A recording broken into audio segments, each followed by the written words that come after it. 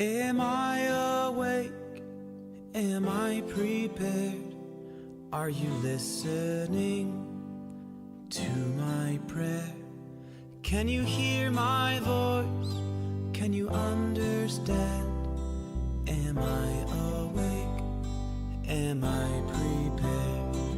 Ya la la la la, ya la la la la, ya la la la la, ya la la la la, ya la la la la, ya la la la la, ya la la la la, ya la la la la. Am I awake? Am I prepared? Are you listening to my prayer? Can you hear my voice? Can you understand? Am I awake? Am I prepared?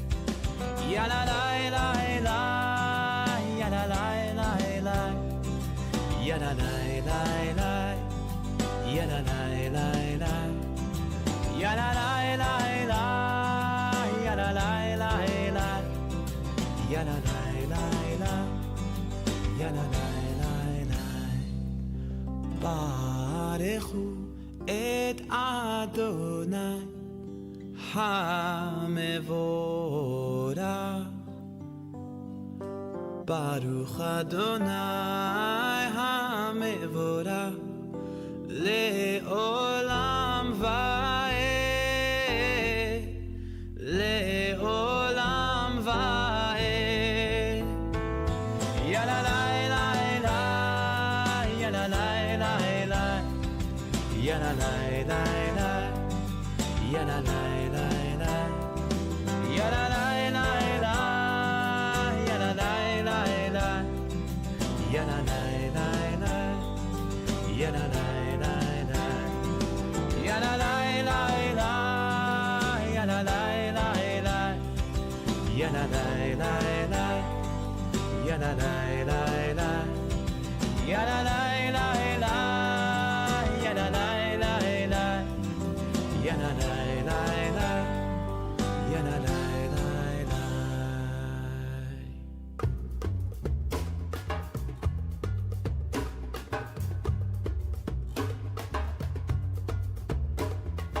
הנה מה טוב ומנעים שברחים גם יחד. הנה מה טוב ומנעים שברחים גם יחד. הנה מה טוב ומנעים שברחים גם יחד. הנה מה טוב ומנעים שברחים גם יחד. How good it is, how sweet it is, to be together on this day. How good it is, how sweet it is, to be together on this day. הנה מה טוב ומנעים שברחים גם יחד. הנה מה טוב ומנעים שברחים גם יחד. שלום עליכם, סלאם עליכום. שלום עליכם, סלאם עליכום. שלום עליכם, סלאם עליכום. שלום עליכם, סלאם עליכום.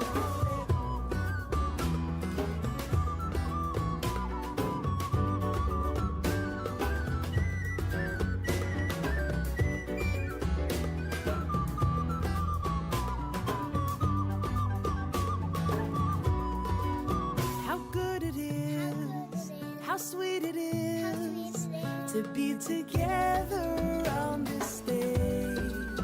How good it is, how sweet it is, to be together on this day. הנה מה טוב ומנעים שברחים גם יחד. הנה מה טוב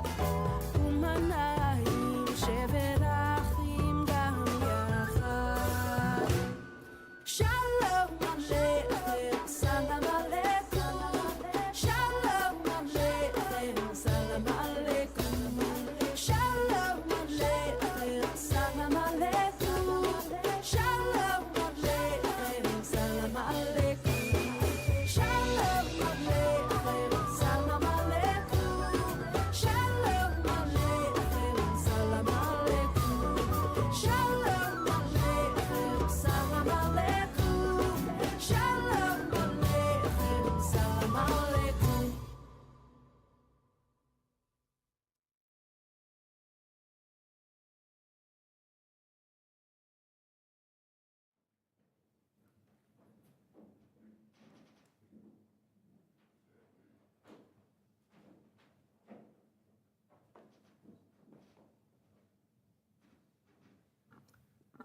Please be seated.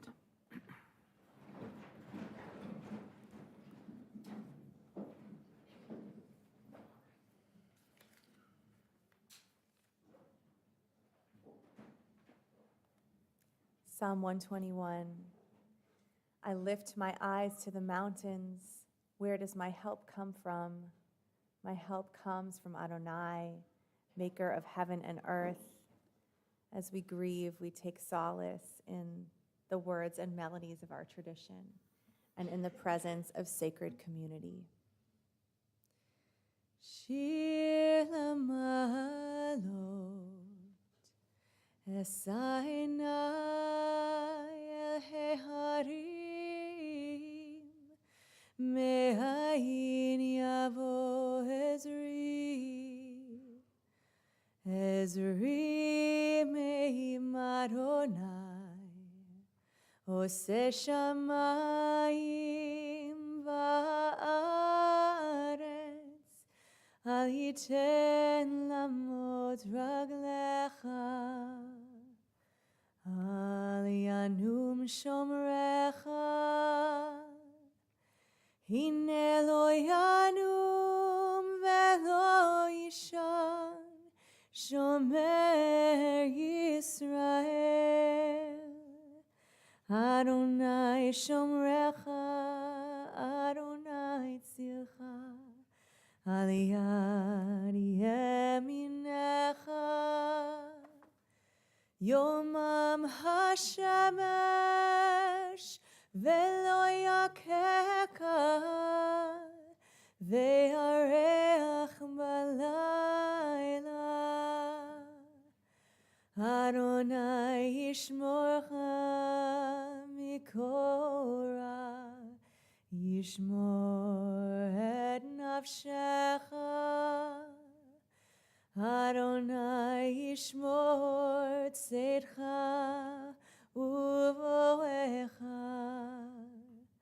Me'ata ve'ad olam. Me'ata ve'ad olam.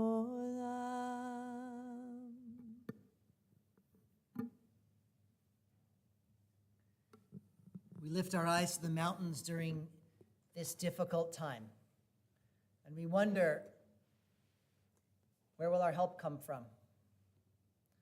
We know that our help comes from Adonai, maker of heaven and earth. Often, too, felt like our help came from Dick Rauh, artist of heaven and earth. God, the psalm says, will not let our feet give way, even at times of great difficulty. Our protector will never slumber. God is our guardian, our protector at our right hand, so that the sun shall not strike us by day, nor the moon by night. God, may you guard us from all harm. May you guard our souls, our going out and our coming in, now and forever.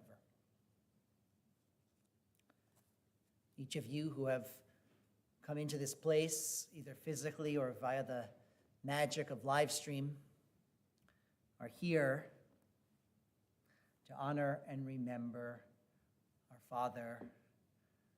father-in-law, our grandfather, our great-grandfather, our friend, Dick Rauh. I'm Rabbi Michael Friedman, so pleased to be joined by Cantor Julia Cadrain, Rabbi Zach Pleasant, Rabbi Lana Nemetov-Bressler, Cantor Becky Mann.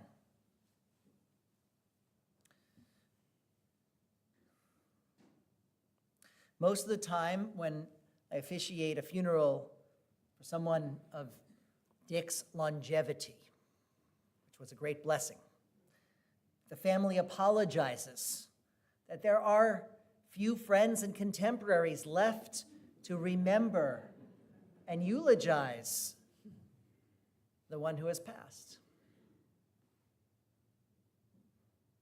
How grateful we are that Dick was the complete opposite. There are so many friends and colleagues and students of his here today. Even those of us who were less than half of his age considered him a friend, as well as a mentor and teacher and sage.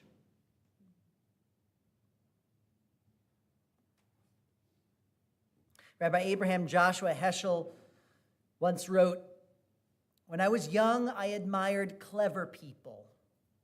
Now that I am old, I admire kind people." Dick was both. He was a treasure. Here at Temple Israel, Dick was, we believe, our longest tenured member.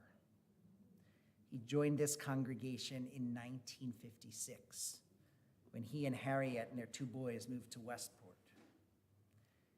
He loved this place, and we loved him.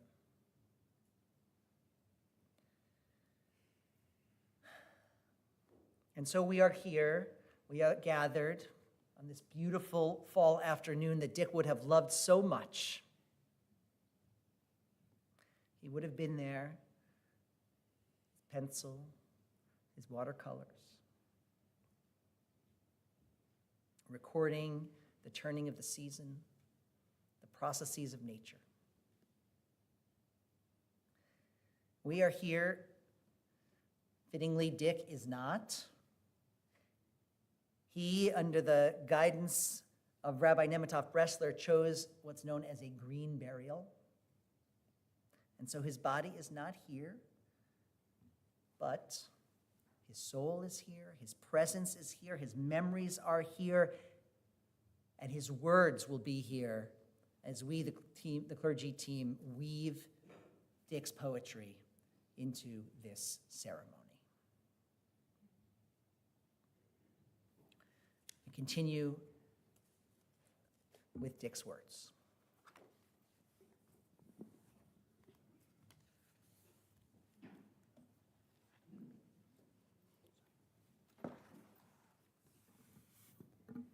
Catch-all 2 sonnets on youth. Catch-all conundrums that so trouble you I solved with ease. The worldwide ifs were pie and puzzling atmosphere of unplumbed sky that torment those who crawling look past larks and see the metaphoric question marks. For me were riddleless. I liked it blue. It was. For I was young and answered why with I. I knew for whom the meteor sparks. For me, and certain as my mind, as my deft hands untwisting bits of tie snarled string, I knew that God was at my call. But now, illusion-favored sight grown blind has made me see. Now, not so young, I try anew, but all my slick solutions pall. I have not known what hunger is, nor borne charred emptiness that once was native land. My persecution has been secondhand, and gross massed martyrdom I could but mourn afar. My roots have not been rudely torn from common plot and set in sand to grow, and so I ask if I may understand such basic wants in others alien born. That I am spared from this, that I am free, concern me first. But what does freedom bring without a consciousness of every ban with one enslaved? What is security? Yes, let me sense all mankind's suffering, process it all, if may be a man.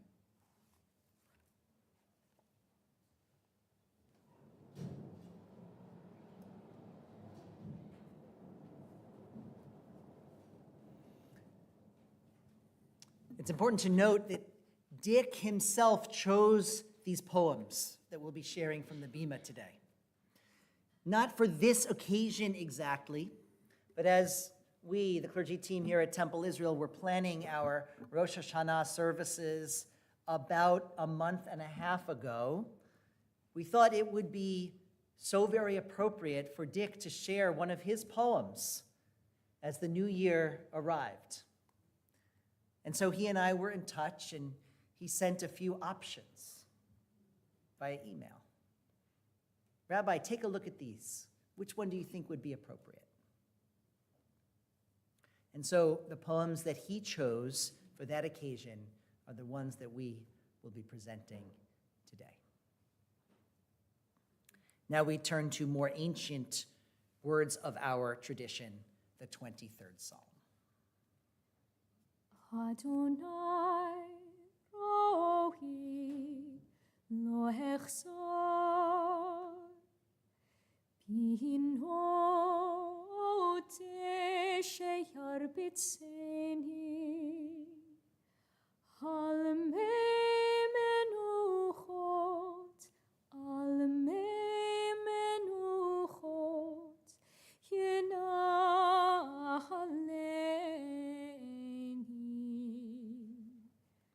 nafshi yeshofev yeshofev yancheni v'maglei tzedek yancheni v'maglei tzedek leman shemo gam kilech meget salmavet lo irara ki ata imati shivtecha umishantecha heimai nachamuni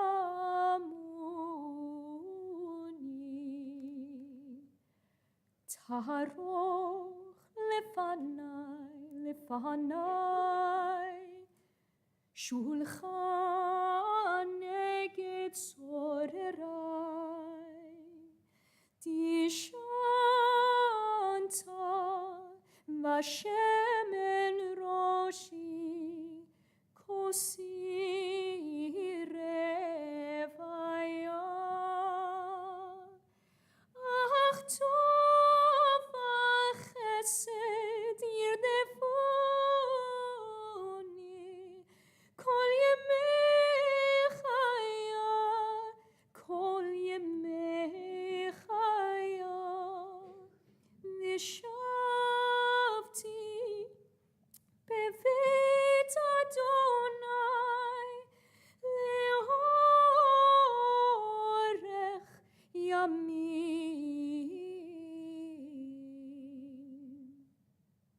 Adonai rohi lo echsar Adonai rohi lo echsar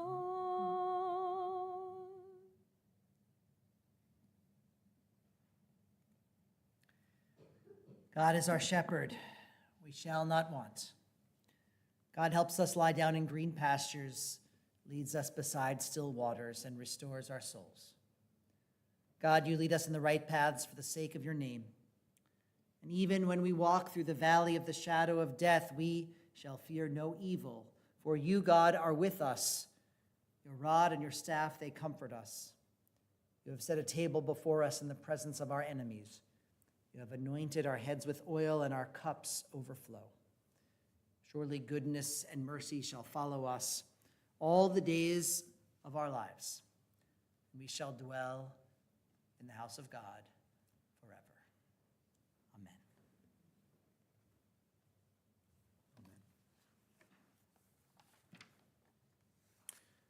A sonnet of old age. It seems I have amassed more years than most, Perhaps my moderation helped to make it happen, or luck that steals the right to boast. I am befuddled as you all at how I've kept my wit. That's not to say I revel less at what I've got.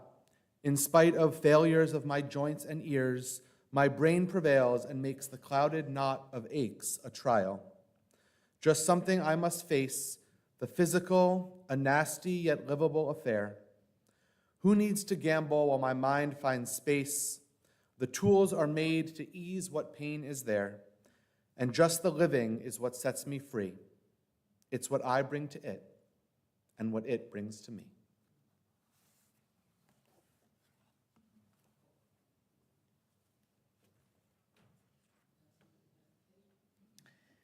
Ecclesiastes was an ancient resident of Jerusalem who, like Dick, led a very long life and saw so much in his days on this earth. And he wrote these words, L'kol zman ve'et l'chol chafetz tachat hashamayim, et laledet ve'et lamut, et latad ve'et lakor natua, et lifrotz ve'et livnot, et livkot ve'et lischok, et spod ve'et rakod. For every single thing there is a season. There's a time for every experience under heaven. There's a time to be born and a time to die, a time to plant and a time to uproot, a time to tear down and a time to build up, a time to weep and a time to laugh, a time to grieve and a time to dance, a time to throw stones and a time to gather stones, a time to embrace and a time to refrain from embracing, a time to seek and a time to lose, a time to keep and a time to discard, a time to tear and a time to sow, a time to keep silent and a time to speak. And so speak we shall of our beloved Dick Rauh.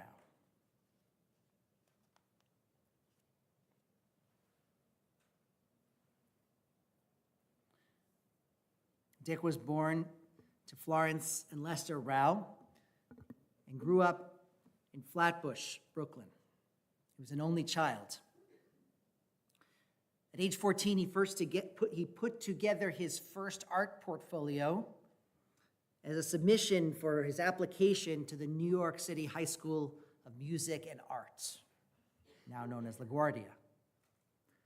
Well, he was accepted, and that was indeed the beginning of not just his career, but of his lifetime.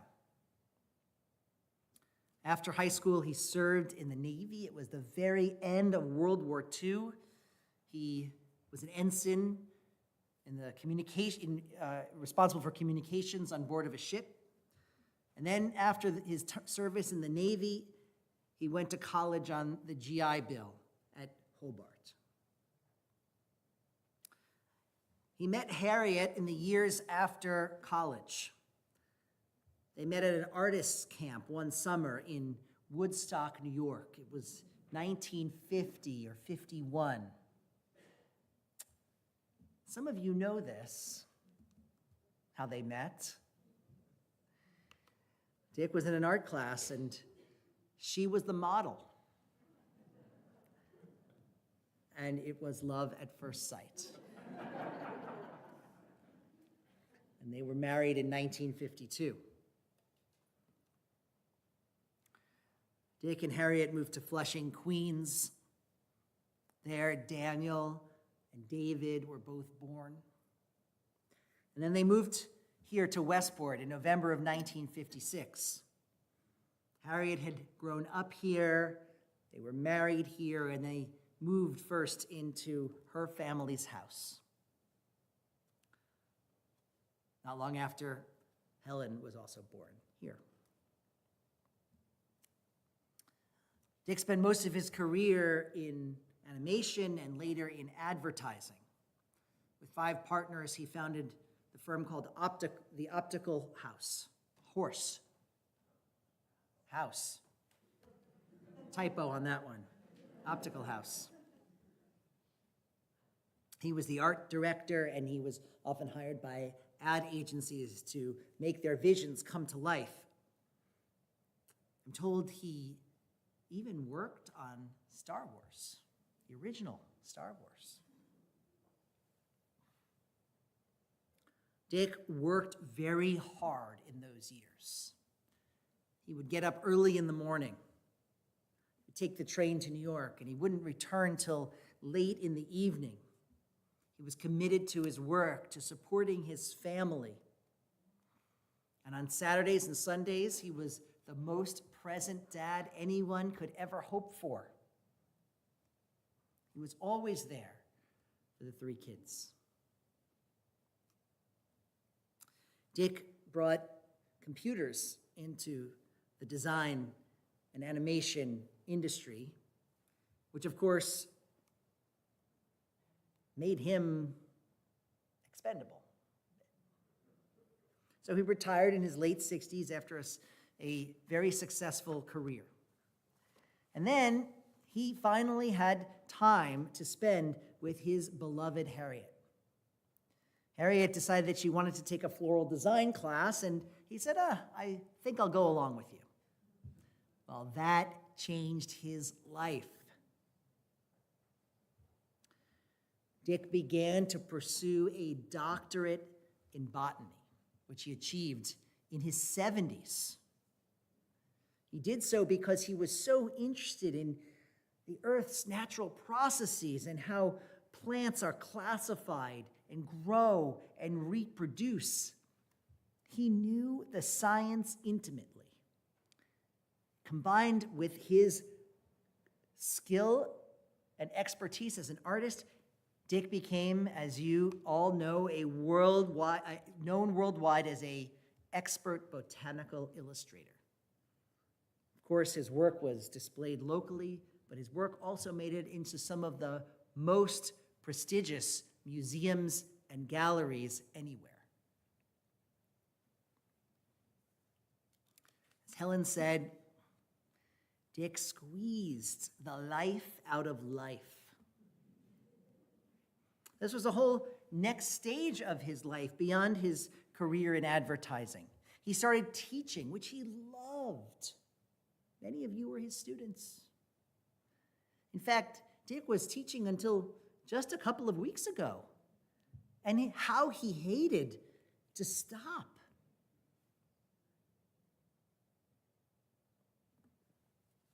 Dick noted when I visited him at home just a few days ago that he had lived a rich life, and how right he was. When I visited him, he was comfortable. He was being so well taken care of by his family. And he had right above his bed a shelf full of books. I noted on the books on that bookshelf that our High Holy Day prayer book, Gates of Repentance, which he used to follow our services via the live stream, was right next to the Canterbury Tales.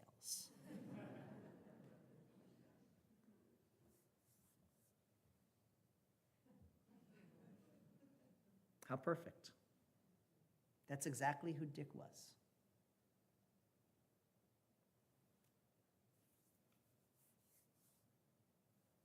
Dick lived a full life for every one of his 98 years. A life more full than even many of us of much younger years live. And he was prepared for this final stage of his journey.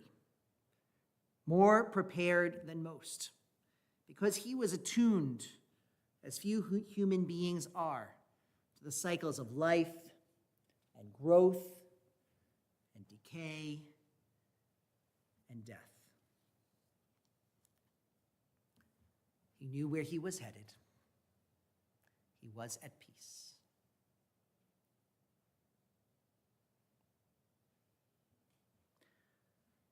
I'm very pleased to invite his daughter Helen to the bema.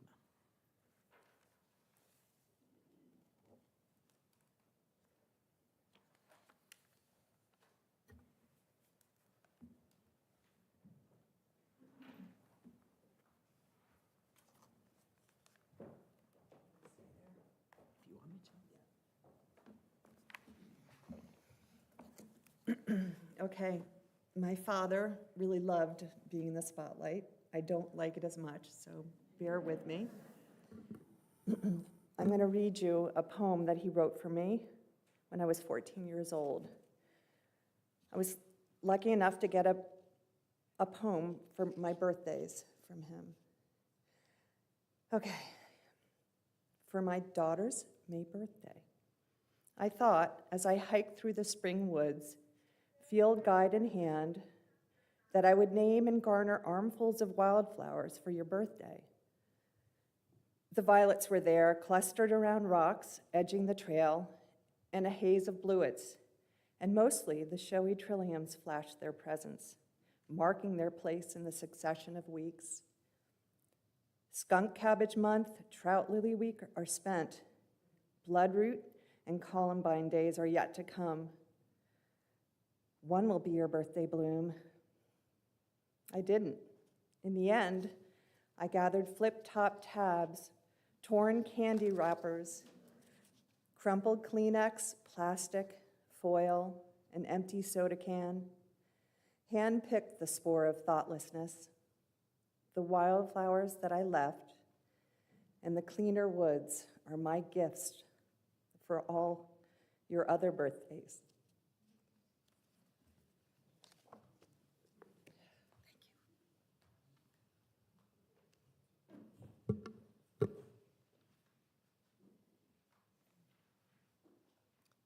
We invite David to the bima.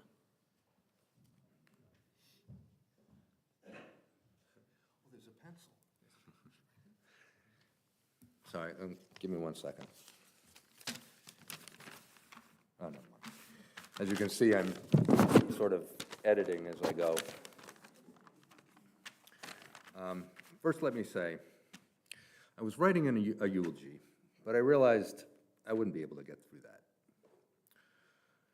So I thought I would write this list, which is sort of disguised as a poem, which I hope honors both his writing and his teaching.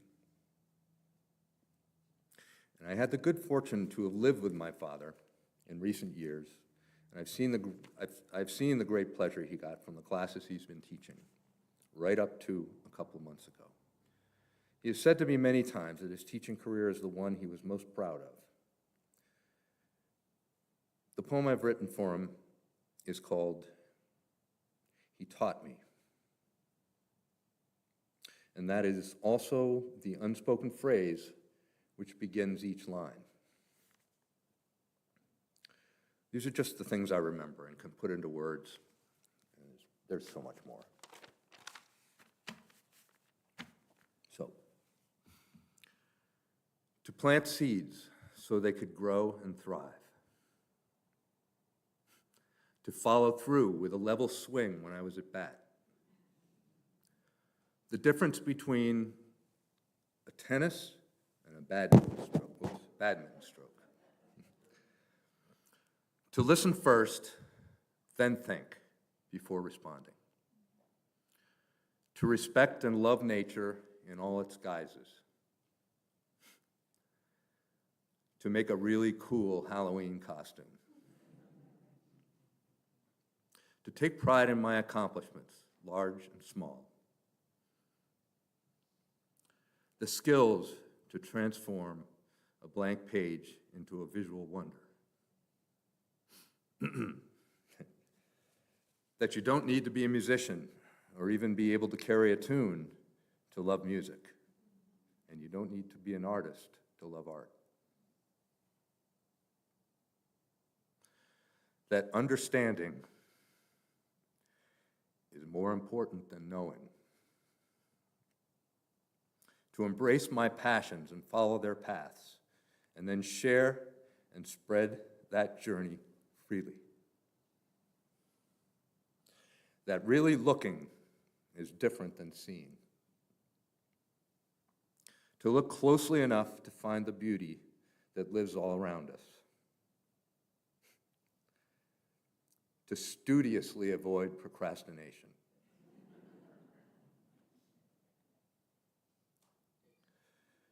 How to transform adversity into advantage, and that failure is just another step towards success. to look past the outer and focus on the inner.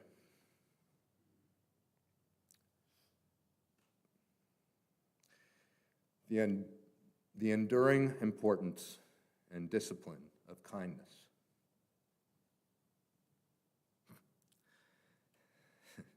This one's pretty relevant.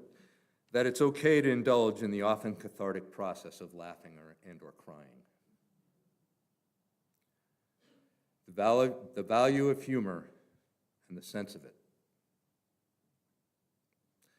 The disarming effect of self-deprecation.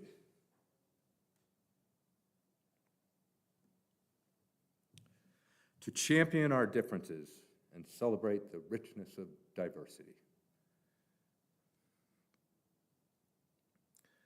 The importance of being an active member of a number of sometimes interconnected communities. How to feel.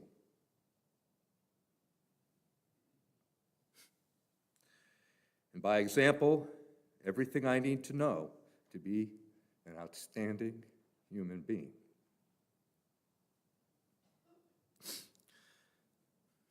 The sanctity of my family.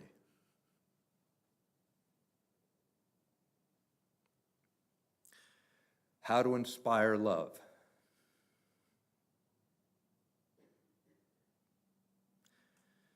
And lastly, that He will always be with me in my heart and in my mind.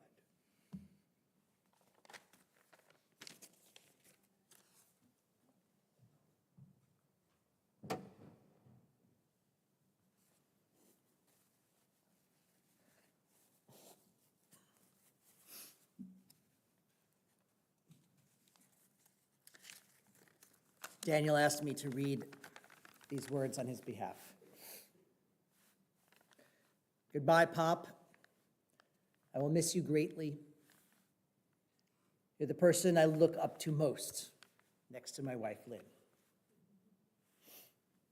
I'm glad that I was able to have taken your classes, and I've learned many things about life from you. I'm so proud to tell anyone that will listen that my dad was a great man, a published author, a superb human being, great teacher, highly skilled artist, and a student of life. A man who cared about other people, who had high morals, was emotional, intense, righteous, faithful, and had a deep sense of religion.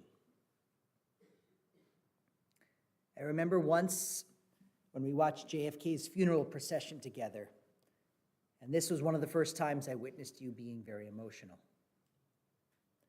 I have learned much from you, Dad, and I will never forget those life lessons. Goodbye, Dad. I will always miss you, your oldest son, Daniel.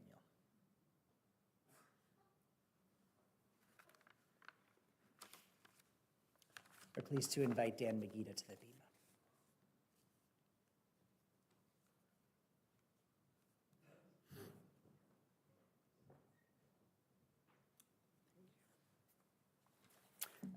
Rabbi, with all due respect to Rabbi Heschel, I have to say that the older I get, the more I admire people who are old.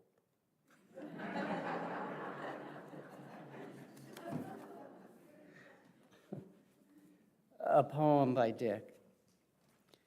I went to services the other Friday night. It was the anniversary of the day my mother died 47 years ago, to say the prayer we always say that day. And as I stood there murmuring by rote, I tried to bring her back. Since I don't go for heaven or the afterlife, it's memory that serves for immortality. I saw her leaning out the window in the 6th floor apartment, anxious to catch the first glimpse of me walking from the BMT, sure I had a fatal accident 10 minutes late from school.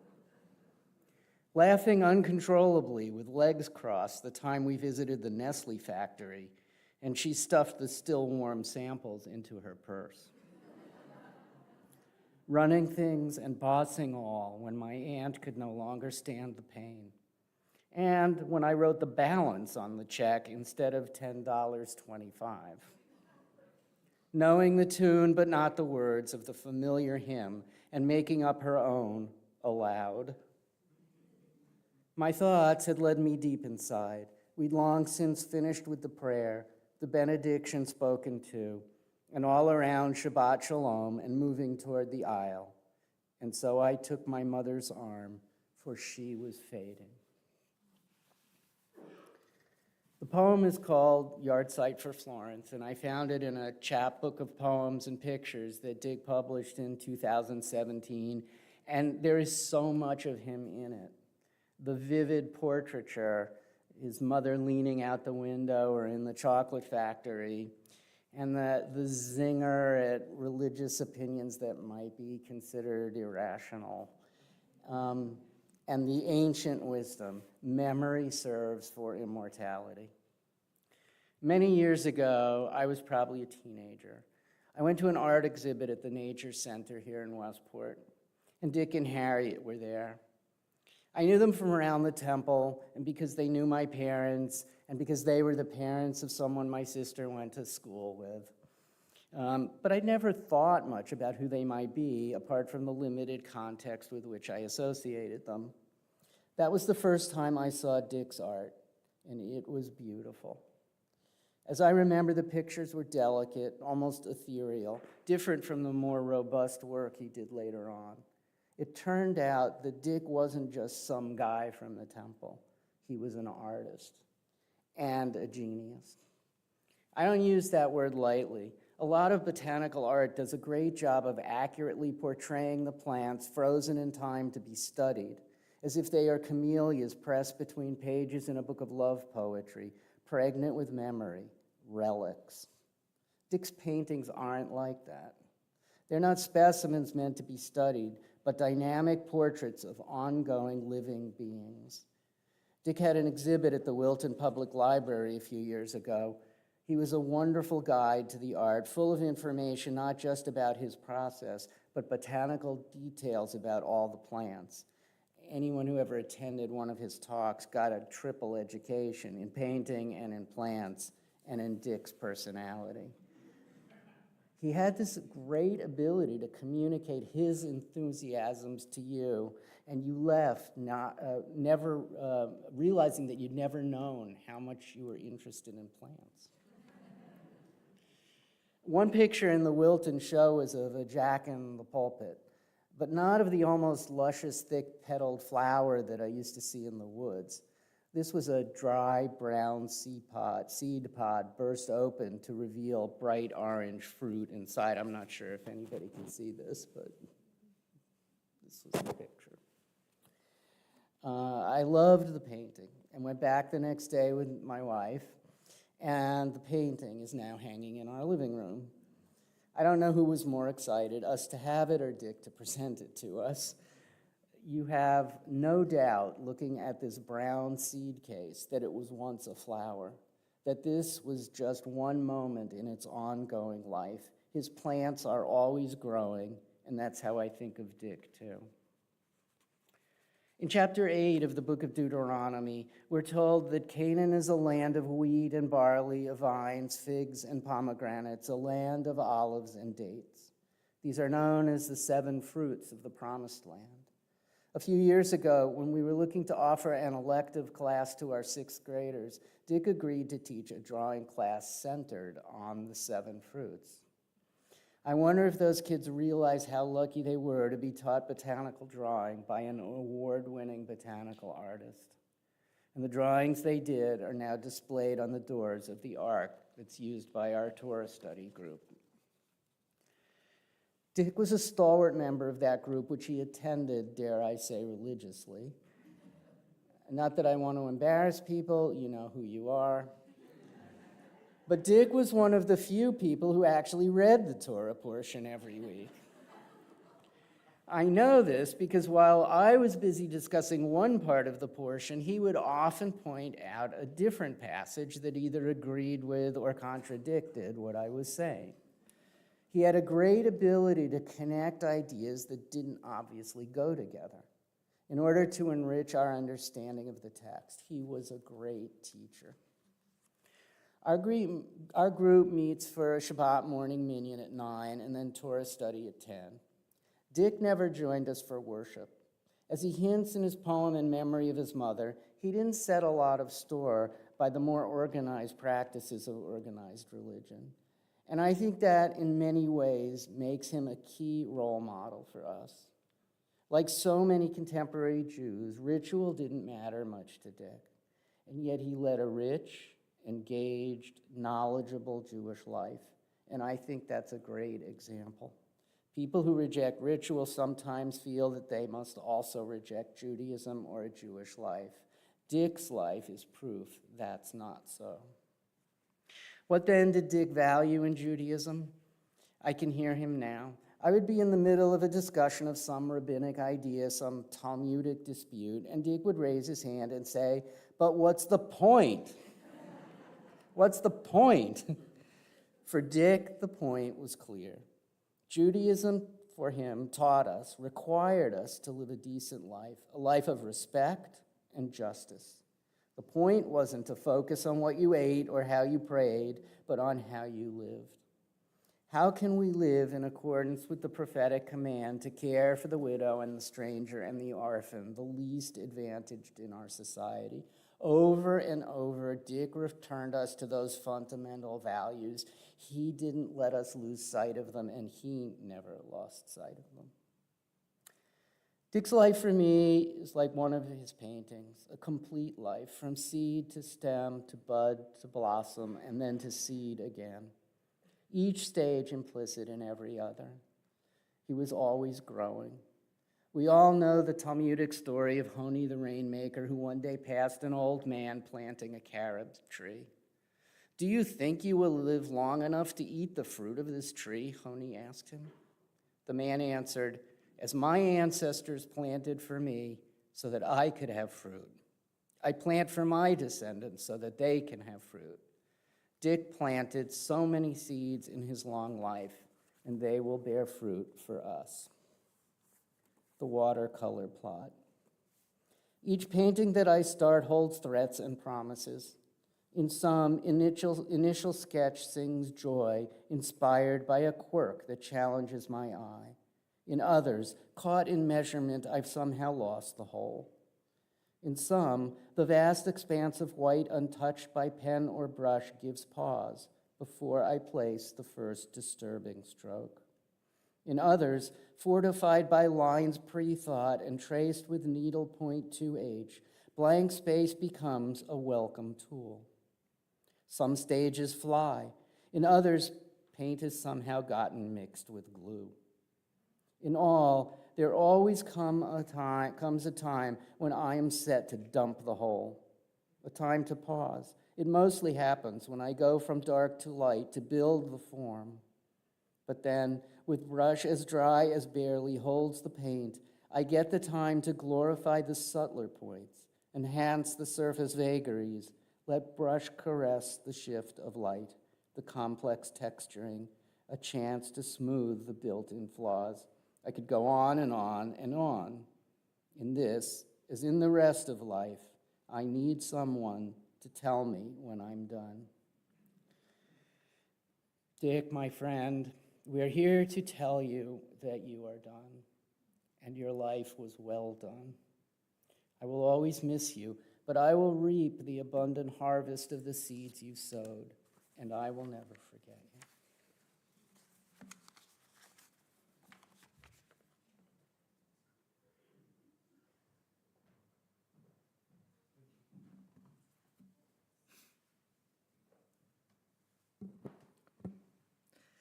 We welcome Trish Lott to the Bima.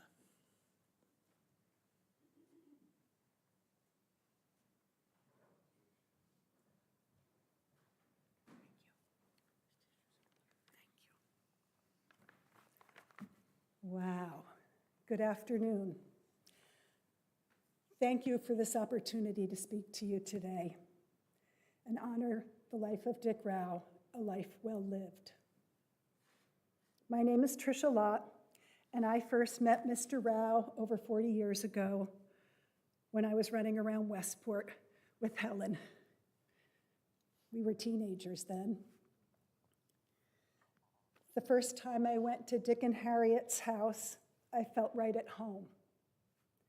And after all these years, although my family has passed away or moved away from Westport, I still call it home when I come to visit the Rauh and Glen compound.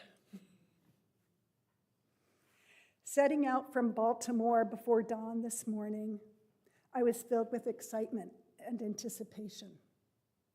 Don't get me wrong, my heart is heavy with grief. But there's also a lightness that comes when I recall so many fond memories of Dick. Somewhere on the New Jersey Turnpike, it dawned on me that this would be my first time visiting here at Temple Israel, Dick's spiritual home. For the life of me, I cannot recall once when he spoke about his religious beliefs with me.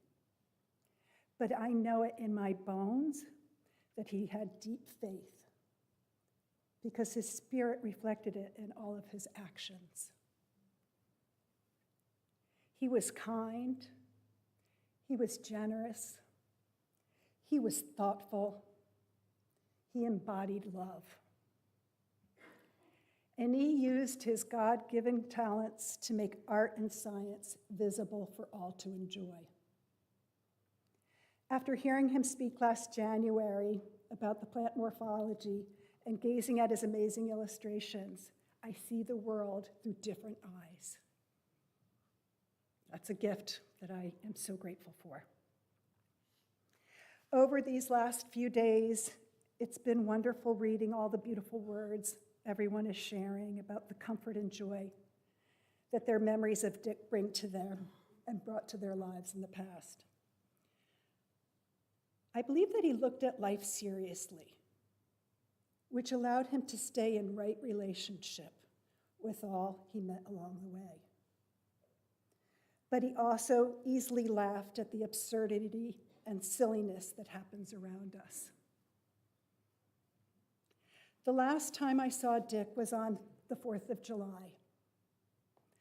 As usual, Helen and Keith welcomed me into their home, and we shared a meal with Dick the evening before. Excitedly, we made plans to go swimming the next day at Campo Beach. But we woke to a morning of downpouring rain.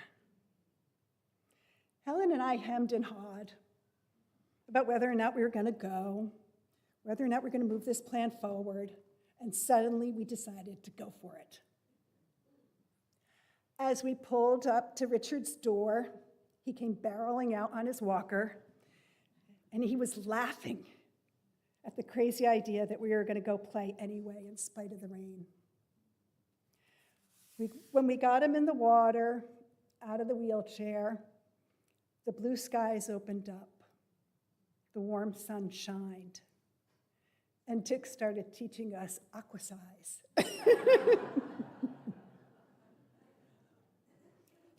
I promise you from this day on to make it a point to be more like Dick Rauh, kinder, more generous, thoughtful, and loving. Thank you for the role you all played in walking our dear friend, Dr. Richard Rauh, back home. Rest in peace, my friend.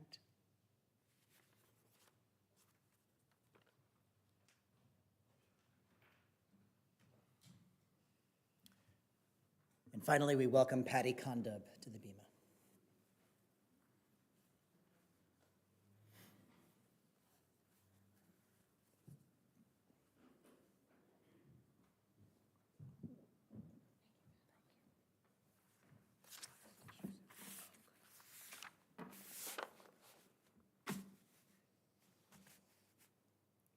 Hello, everyone.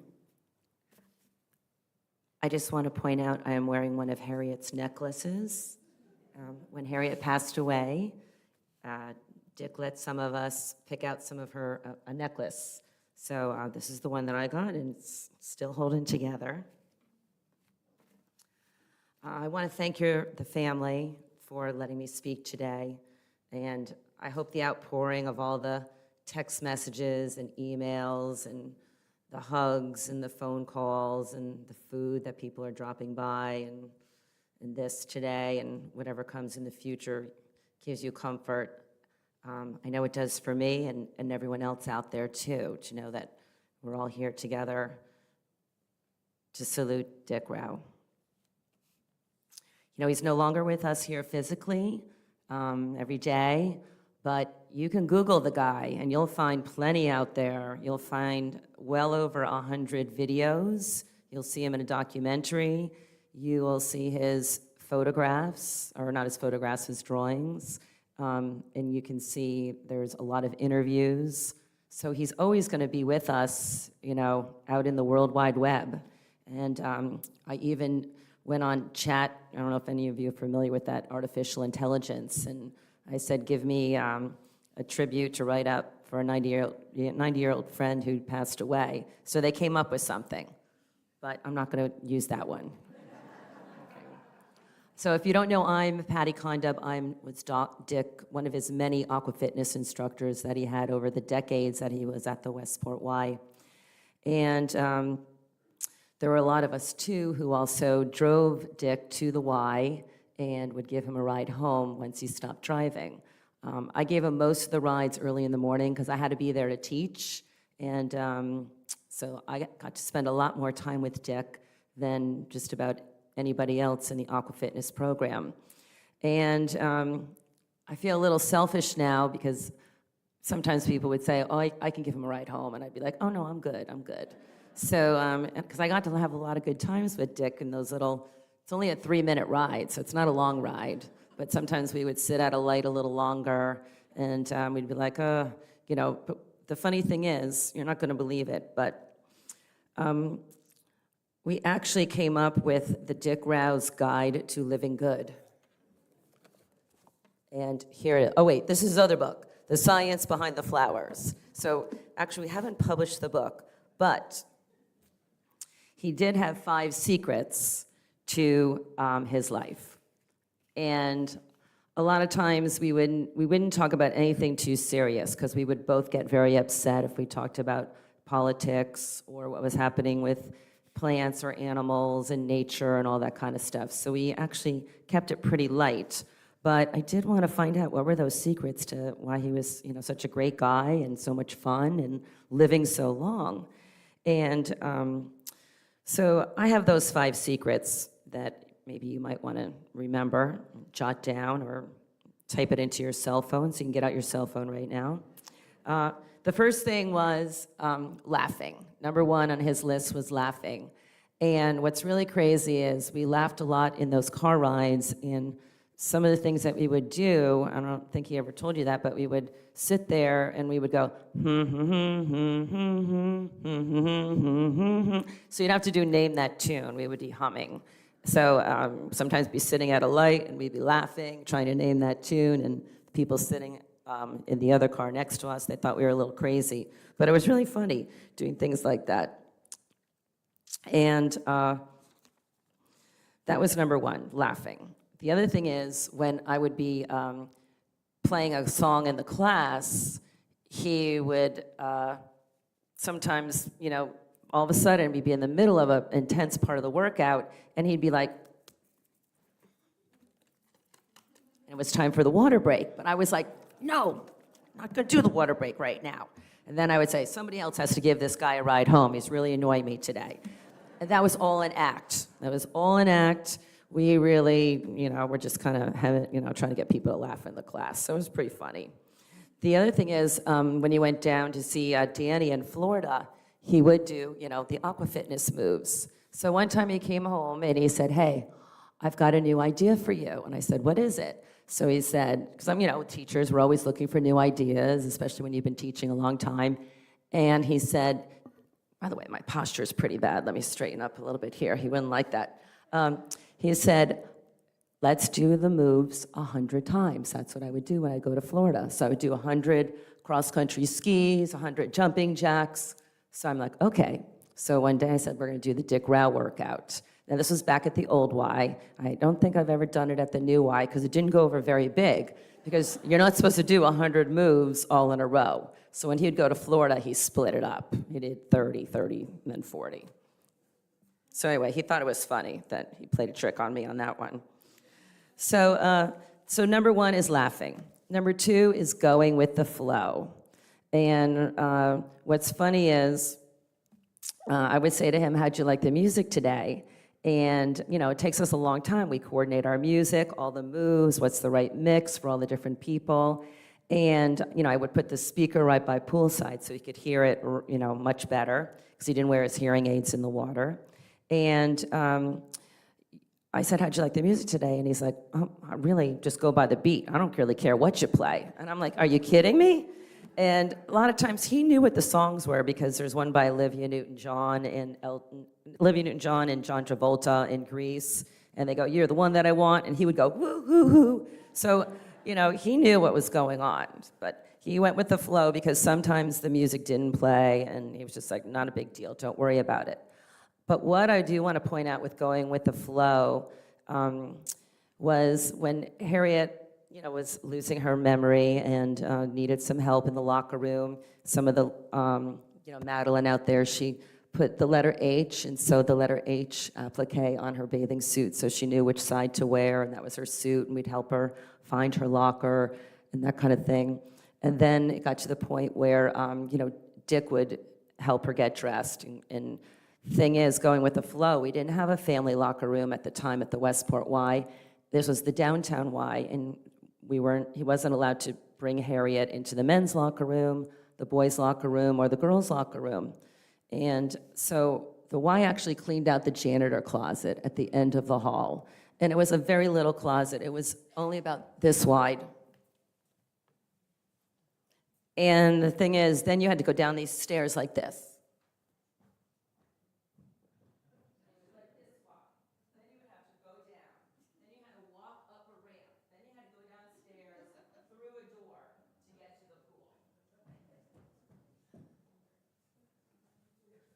And I was like, this is crazy. This is unbelievable. But, he went with the flow. He never complained. And, we talked about that and reminisced about that in the car. And, he was never like, that really was awful. That was terrible. He was just like, we did what we had to do. So that was number two. You got to go with the flow. Then the other thing is, never stop. Never stop what you're doing. Never stop living. Never stop loving. Never stop learning. The guy, he wrote a book, one of a few books, The Science Behind Flowers, and someone referred to Trisha, you said how he had that big thing at the Westport Library. That's online if you want to see it, with Miggs Burroughs. It was a retrospective of a lot of his art. And never stop, he was teaching on Zoom. And he even bought a new computer a few months ago. And he taught on two computer screens. So it was really, unbelievable. And just 4 months ago in June, he drove up to the Berkshires. Some of us went up there to see our documentary that he's featured in. He's, the big star in it. It's called Below Surface. And he drove up to the Berkshire Film Festival on this hot summer. No, it wasn't a hot day. It was a day like today, because I actually wore this outfit. So it was a pretty cool day. And, then he stood up on stage after the documentary and fielded questions from the audience. And what I would like to say, that never stop, he was really, really excited, because this is what he said to me in the car when I showed him this, but he made the front page of the paper, finally, at 98 years old. So, just keep going, you'll all get on the front page someday. So never stop, make the most of every minute, every action. The other thing is, he even wore gloves in the pool in his final class, trying to get the most of that workout. He put on these aqua fitness gloves. So that was the third thing, that was his little secret. And then he said, be passionate. And if you have a gift or you have a talent, you've got to share that with people. So for him to do that even on Zoom when he couldn't get out, because when I first, met Dick Rauh, he was schlepping down to the New York Botanical Society teaching there, and I'm like, wow, who's this guy in my class? This is pretty cool. But then he would do it on Zoom, and I'm like, it's really, really amazing, with 2 computer screens, too. And he would go with the flow, because sometimes the Zoom did conk out.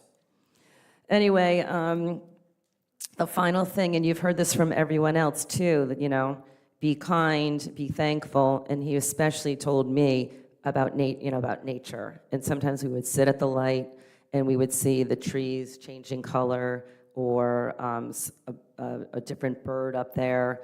One time we saw an eagle. That was really cool. So that's one thing that we started to talk about climate change, and he'd get very upset. And that's one thing that I never really thought as much about, even though I do have a green thumb about nature the way Dick does.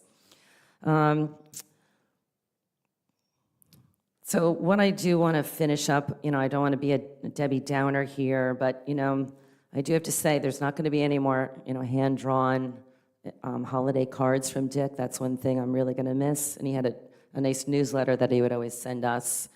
And he's the only person who ever called me sweetheart in my entire life. And every day he called me sweetheart when I would drop him off. He'd like, thank you, sweetheart.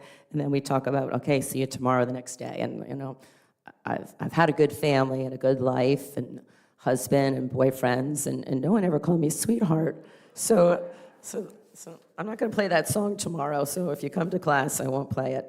But I just do want to say, I will be missing all that. But again, we can see Dick. We see him in nature, we see him in our friends and family, and you can definitely Google him, like I said in the beginning, and you can see a lot of Dick, and watch him, listen, read, and enjoy his life. So thank you, everyone. I'm going to take this in honor of Dick.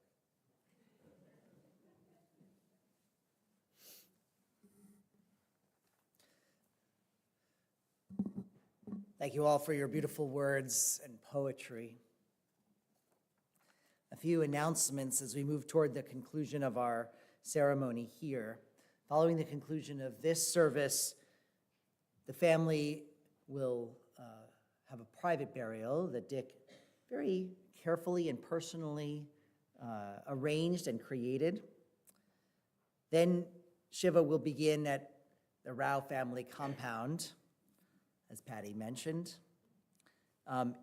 Shiva will be observed tonight from 5 to 8 p.m., and that'll be in the rear home, number 247, Wilton Road. There'll be a minyan, a little service at 6 p.m. Tomorrow, Shiva will be 2 to 5 p.m. at the front home, number 245, with a minyan around 2:30 p.m. Anyone who wishes to make a tzedakah contribution, a charitable donation in Dick's memory, is advised and asked by the family to direct their generosity to the Nature Conservancy. We all know Dick would have loved that.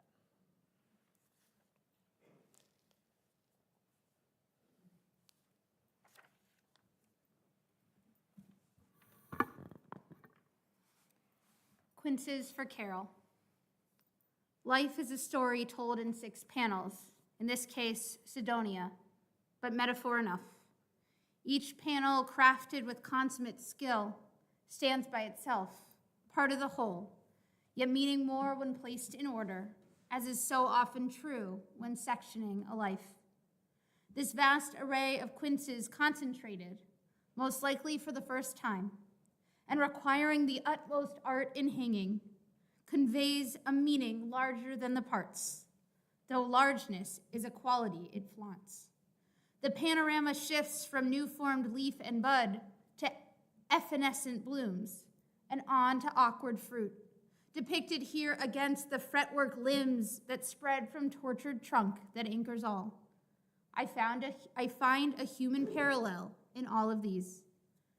For me, in this last panel of my life, I read a lesson here, to know the beauty of the blemished fruit, the mottled leaf, and in the reaching branches, even when they're bare. This is based on a painting in 6 panels.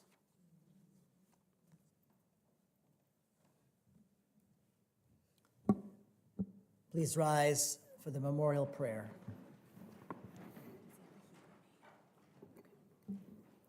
We believe in Jewish tradition that that there are two aspects to each human being. There's our physical aspect, which Dick, as you've heard through his words, was well aware grows and one day decays. But there's also the soul. It's distinct from the physical aspects of each of us, all the qualities and characteristics and talents and sense of humor that you've all spoken about today. The moment of death, body and soul separate. And so while Dick's body will be placed into the ground, his soul is on its way to dwell with God. So with these words, we ask God to take extra special loving care of the beloved soul of Dick Rauh. El male rachamim, shochein bamromim, hamsei menucha nechona, tachat kanfei hashchina, im kedoshim uteharim, kezohar harakia mazirim, et nishmad yakireinu, shehalach leolamo, Mahal harachamim yastirehu, beseter kenafav lolamim, v'yitzror b'yitzror hachayim, et nishmatam, Adonai hu nachalatam, Ve'yanuach beshalom al mishkavo ve'nomar Amen.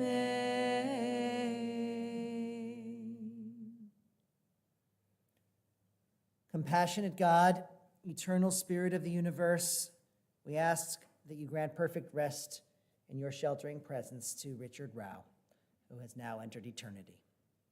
O God of mercy, let him find refuge in your eternal presence and in the shadow of your wings. Let his soul be bound up in the bond of everlasting life. You, God, are his inheritance. May he rest in peace. And let us all say, Amen. Amen. We invite the family to process out of the sanctuary. Ose shalom bimrama, hu yaseh shalom aleichem.